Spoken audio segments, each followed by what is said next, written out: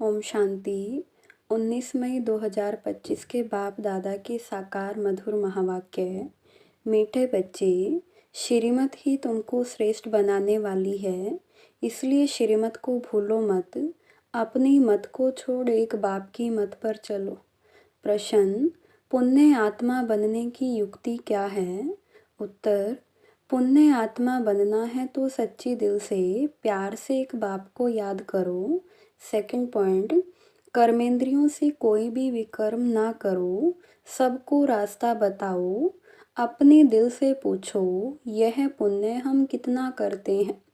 अपनी चेकिंग करो, ऐसा कोई कर्म ना हो जिसकी 100 गुना सजा खानी पड़े, तो चेकिंग करने से पुण्य आत्मा बन जाएंगे। ओम शांति। रूहानी बाप बैठ बच्चों को समझाते हैं। यह तो बच्चों को मालूम है कि अभी हम शिव बाबा की मत पर चल रहे हैं।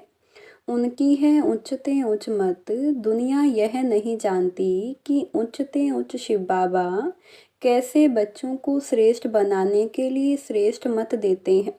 इस रावण राज्य में कोई भी मनुष्य मात्र मनुष्य को श्रेष्ठ मत दे नहीं सकते। तुम अभी ईश्वरीय मत वाले बनते हो। इस समय तुम बच्चों को पतित से पावन बनने के लिए ईश्वरीय मत मिल रही है। अभी तुमको पता पड़ा है, हम तो विश्व के मालिक थे। यह ब्रह्मा जो मालिक था, उनको भी पता नहीं था। विश्व के मालिक फिर एकदम पतित बन जाते हैं। यह खेल बहुत अच्छी रीति बुद्धि में समझने का है। राइट रोंग क्या है, इसमें है बुद्धि की लड़ाई। सारी दुनिया है रोंग, एक बाप ही है राइट सच बोलने वाला। वह तुमको सचखंड का मालिक बनाते हैं, तो उनकी मत लेनी चाहिए। अपनी मत पर चलने से धोखा खाएंगे, परंतु वह है गुप्त, है भी निराकार। बहुत बच्चे गफलत करते हैं, समझते हैं यह तो दादा की मत है। माया श्रेष्ठ मत लेने नहीं देती है, श्रीमत पर चलना चाहिए ना। बाबा, आप जो कहेंगे वह हम मानेंगे जरूर, परंतु कई मानते नहीं हैं। नंबरवार पुरुषार्थ अनुसार मत पर चलते हैं, बाकी तो अपनी मत चला लेते हैं। बाबा आए हैं श्रेष्ठ मत देने, ऐसे बाप को घड़ी घड़ी भूल जाते हैं। माया मत लेने नहीं देती। श्रीमत तो बहुत सहज है ना। दुनिया में कोई को यह समझ नहीं है कि हम तमो प्रधान हैं। मेरी मत तो मशहूर है, श्रीमत भगवत गीता। भगवान अभी कहते हैं, मैं 5000 वर्ष बाद आता हूँ, आकर भारत को श्रीमत दे श्रेष्ठ ते श्रेष्ठ बनाता हूँ। बाप तो सावधान करते हैं बच्चे, श्रीमत पर नहीं चलते। बाप रोज रोज समझाते रहते हैं बच्चों, श्रीमत पर चलना भूलो मत। इन ब्रह्मा की तो बात ही नहीं, उनकी बात समझो। वही इन द्वारा मत देते हैं, वही समझाते हैं। खान पान खाते नहीं, कहते हैं मैं अभोगता हूँ। तुम बच्चों को श्रीमत देता हूँ। नंबर 1 मत देते हैं, मुझे याद करो, कोई भी विकर्म नहीं करो। अपने दिल से पूछो, कितना पाप किया है। यह तो जानते हो सबका पापों का घड़ा भरा हुआ है। इस समय सभी रोंग रास्ते पर हैं। तुम्हें अभी बाप द्वारा राइट रास्ता मिल रहा है। तुम्हारी बुद्धि में सारा ज्ञान है। गीता में जो ज्ञान होना चाहिए वह है नहीं, वह कोई बाप की बनाई हुई नहीं है। यह भी भक्ति मार्ग में नूंद है। कहते भी हैं भगवान आकर भक्ति का फल देंगे। बच्चों को समझाया है ज्ञान से सद्गति। सद्गति भी सबकी होती है, दुर्गति भी सबकी होती है। यह तो दुनिया ही तमो प्रधान है, सतो प्रधान कोई है नहीं। पुनर्जन्म लेते लेते अब पिछाड़ी आकर हुई है। अब मौत सबके सिर पर खड़ा है। भारत की ही बात है। गीता भी है देवी देवता धर्म का शास्त्र, तो तुम्हें दूसरे कोई धर्म में जाने से क्या फ़ायदा। हर एक अपनी अपनी कुरान बाइबल आदि ही पढ़ते हैं। अपने धर्म को जानते हैं। एक भारतवासी ही अन्य सब धर्मों में चले जाते हैं और सब अपने अपने धर्म में पक्के हैं। हर एक धर्म वाले की शक्ल आदि अलग है। बाप स्मृति दिलाते हैं बच्चे, तुम अपने देवी देवता धर्म को भूल गए हो। तुम स्वर्ग के देवता थे। हम सो का अर्थ भारतवासियों को बाप ने सुनाया है। बाकी हम आत्मा सो परमात्मा नहीं हैं। यह बातें तो भक्ति मार्ग के गुरु गोसाई लोगों ने बनाई है। गुरु भी करोड़ों होंगे। स्त्री को पति के लिए कहते हैं कि यह तुम्हारा गुरु ईश्वर है, जबकि पति ही ईश्वर है। फिर हे भगवान, हे राम क्यों कहती हो? मनुष्यों की बुद्धि बिल्कुल ही पत्थर बन गई है। यह खुद भी कहते हैं हम भी ऐसे थे। कहाँ बैकुंठ का मालिक श्री कृष्ण, कहाँ फिर उनको गांव का छोरा कह दिया है। श्याम सुंदर कहते हैं, अर्थ थोड़ी समझते। अभी बाप ने तुमको समझाया है, जो नंबर 1 सुंदर वही नंबर लास्ट तमो प्रधान श्याम बना है। तुम समझते हो हम सुंदर थे फिर श्याम बने हैं। 84 का चक्कर लगाए। अभी शाम से सुंदर बनने के लिए बाप एक ही दवाई देते हैं कि मुझे याद करो। तुम्हारी आत्मा पतित से पावन बन जाएगी। तुम्हारे जन्म जन्मांतर के पाप नाश हो जाएंगे। तुम जानते हो जब से रावण आया है तुम गिरते गिरते पाप आत्मा बने हो। यह है ही पाप आत्माओं की दुनिया, एक भी सुंदर नहीं। बाप बिगर सुंदर कोई बना ना सके। तुम आए हो स्वर्गवासी सुंदर बनने। अभी नरकवासी शाम हैं, क्योंकि काम चिता पर चढ़ काले बने हैं। बाप कहते हैं काम महाशत्रु है, इन पर जो जीत पाएंगे वही जगत जीत बनेंगे। नंबर 1 है काम, उनको ही पतित कहा जाता है। क्रोधी को पतित नहीं कहेंगे। बुलाते भी हैं कि आकर पतित से पावन बनाओ। तो अब बाप आए हैं, कहते हैं यह अंतिम जन्म पावन बनो। जैसे रात के बाद दिन, दिन के बाद रात होती है, वैसे संगम युग के बाद फिर सतयुग आना है, चक्कर फिरना है। बाकी और कोई आकाश में अथवा पाताल में दुनिया नहीं है। सृष्टि तो यही है। सतयुग त्रेता द्वापर कलयुग यहाँ ही है। झाड़ भी एक ही है, और कोई हो नहीं सकता। यह सब गपोड़े हैं जो कहते हैं अनेक दुनियाएं हैं। बाप कहते हैं यह सब है भक्ति मार्ग की बातें। अब बाप सत्य बात सुनाते हैं।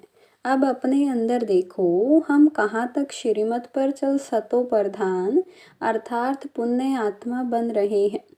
सतो प्रधान को पुण्य आत्मा, तमो प्रधान को पाप आत्मा कहा जाता है।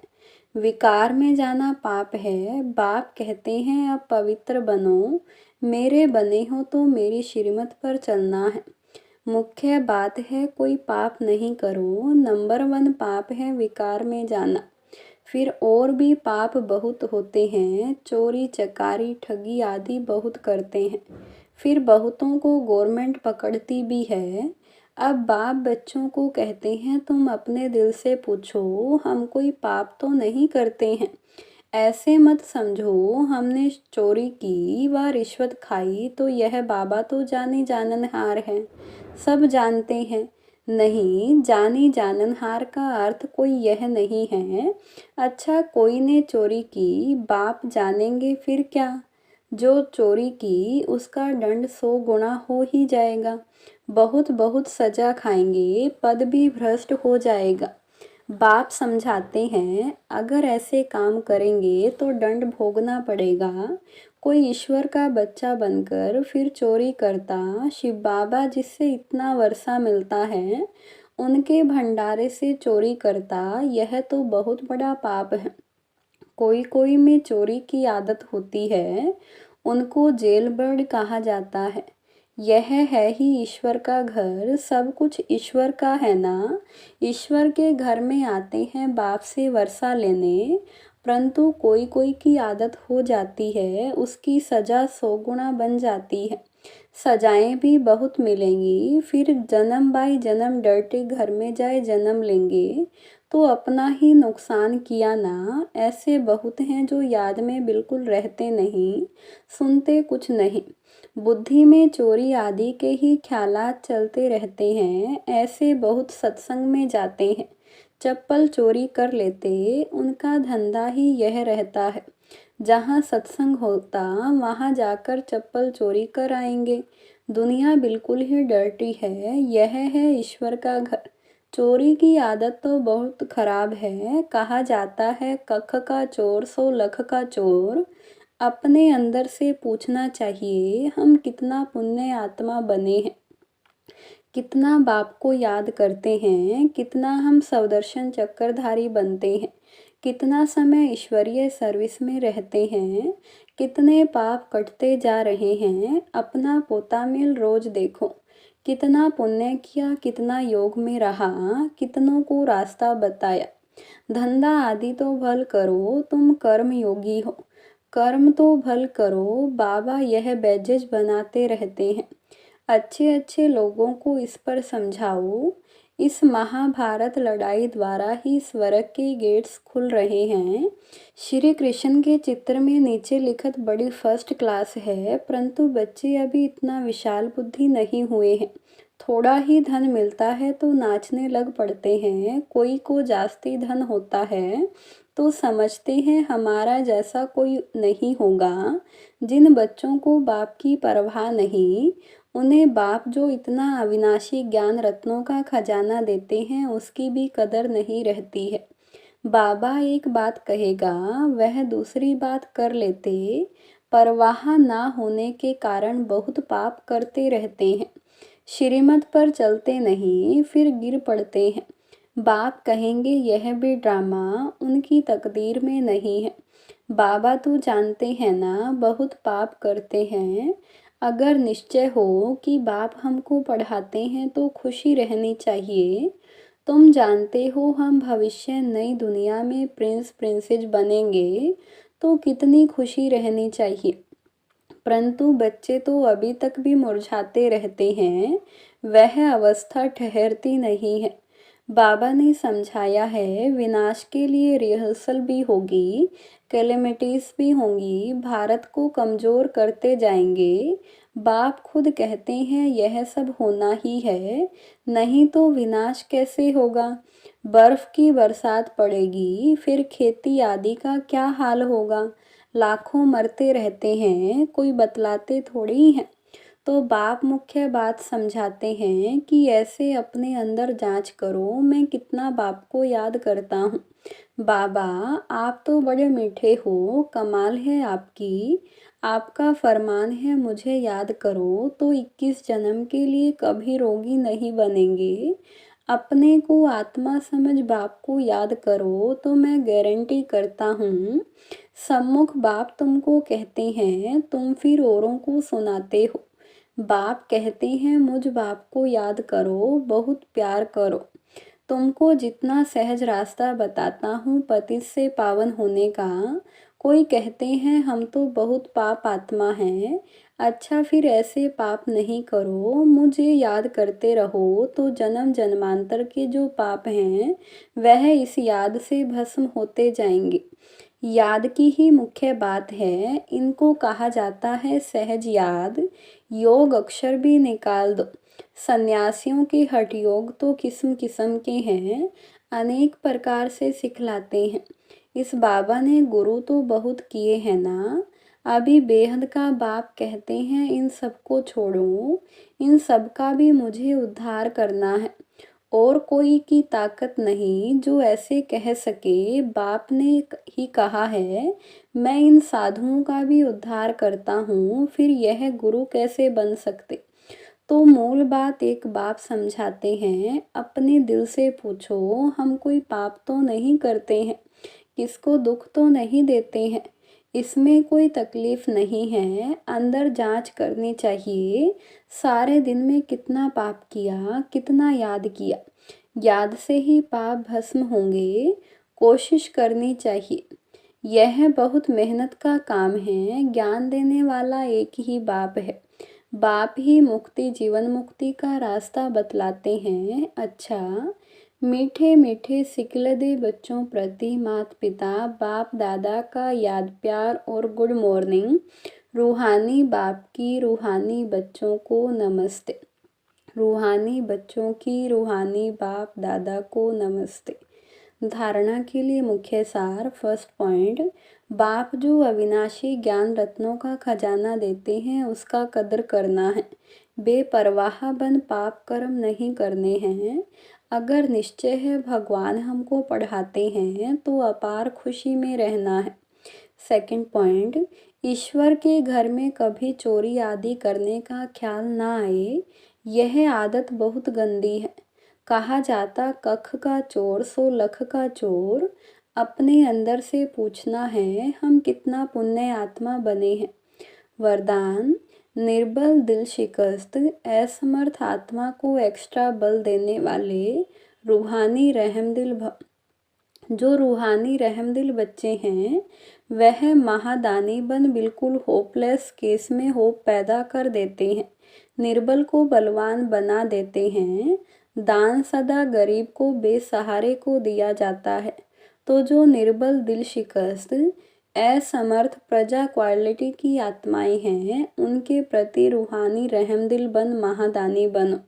आपस में एक दूसरे के प्रति महादानी नहीं, वह तो सहयोगी साथी हो, भाई भाई हो, हम शरीक पुरुषार्थी हो, सहयोग दो दान नहीं। स्लोगन, सदा एक बाप के श्रेष्ठ संग में रहो तो और किसी के संग का रंग प्रभाव नहीं डाल सकता। अव्यक्त इशारा, प्योरिटी के साथ चेहरे और चलन में रूहानियत की पर्सनैलिटी को धारण कर इस ऊंची पर्सनैलिटी के रूहानी नशे में रहो। अपनी रूहानी पर्सनैलिटी को स्मृति में रख सदा प्रसन्नचित रहो तो सब प्रश्न समाप्त हो जाएंगे। अशांत और परेशान आत्माएं आपकी प्रसन्नता की नज़र से प्रसन्न हो जाएंगी। ओम शांति।